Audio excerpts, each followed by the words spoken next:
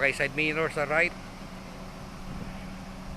Dapat medyo malapit ka ng konti sa bandang kanan. Konti lang naman. Reference mo yung side mirror. Tapat mo dyan sa pinaka corner ng L3. Good.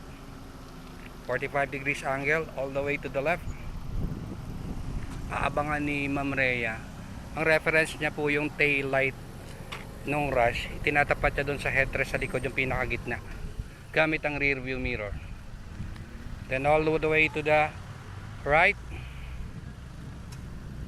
Lalagay po niya yan sa reverse. Aabangan niya ng left and right side mirror niyan. Pag balanse na siya, kita niya yung kaliwat kanan, doon siya hihinto. So hintayin ng 12 o'clock position. Pag 12 o'clock na, dyan po siya hihinto. So abangan niyo yung left and right. Iyon ang 12 o'clock. Naka full stop yan, ibabalik niya sa straight.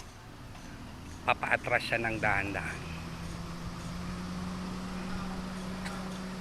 Alright. Stop.